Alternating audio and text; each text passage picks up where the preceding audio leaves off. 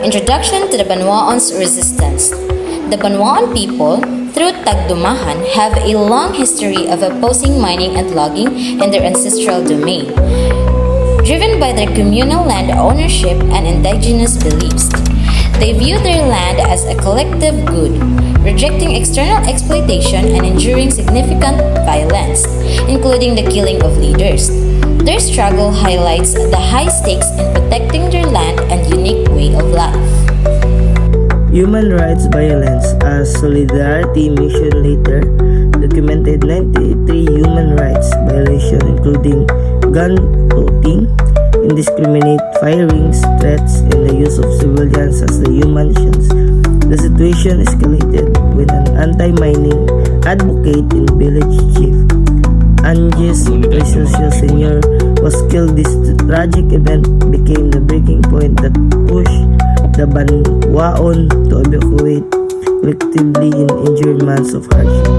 The evacuation and return on January 23, 2015. 174 Banwaon families evacuated to the center of Balit. Poor conditions lead to illness and the deaths of children and elders. It was only on March 18, 2015, after public pressure and organized support, that they were able to return home. Their evacuation became a symbol of unity, resistance, and political awareness within the community. Solidarity missions endangered. During a solidarity missions on March 9, 2015, hundreds of supporters joined in Banwaon in Balit. Activities included medical missions and documenting human rights violations. When researchers returned later, tension was high and guides warned of danger. It was revealed that paramilitary groups had targeted members of Banwaon organization shortly after the visitors left. Is the continuation of the topic. Identify and recognition. The Banwaon people are the distinct subgroup of Higaonon tribe. In 1846, they were formally recognized as a separate tribe by Higaonon Council. They established their own law and territory centered around the Tapangi River. Their story is not only one of the struggle but identity, unity, and fight for their ancestral land. Forced evacuation of the Banwaon. So in late 2014, over 1,000 indigenous Banwaon people from San Luis, Agusan del Sur were forced to flee their homes due to military operations and harassment. Soldiers and paramilitary groups entered their communities, supposedly under a peace program, accusing them of being rebel sympathizers. Fearing for their safety, the Banwaon camped at an abandoned hospital, leaving behind farms and livelihoods.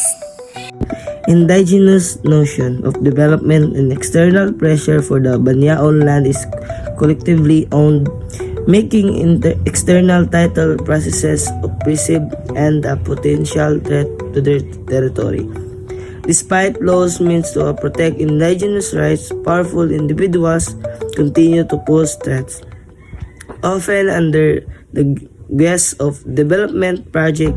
The community has bravely prioritized their self-sufficiency and traditional food source over outside promises like Maintaining independence and cultural preservation, the Banwaon's firm stance against mining stems from painful experiences with logging and paramilitary groups that damage their land and social fabric. They seek to protect their cultural and economic independence, recognizing the external engagements have not brought through development. Their conviction to secure their ancestral land and paramount as they believe its loss would erase their identity and future. The core of Banwaon political consciousness and resilience. At its heart, Banwaon political consciousness emphasizes communal goals over personal interest and deep reverence for the environment. Their unwavering refusal to yield to terror tactics from groups pushing mining interests demonstrates their strong community solidarity. As one leader stated, they have learned they can survive without external interference, underscoring their resilience. A theoretical lens, Carl Gaspar's work on Alumad helps the Banwaon struggle historically rooted in colonial and neo-colonial power imbalance. This ongoing process, known as accumulation by disposition, involves capital seeking resources by privatizing land and displacing indigenous people. It explains how traditional communities like Banwaon are systematically deprived of the resources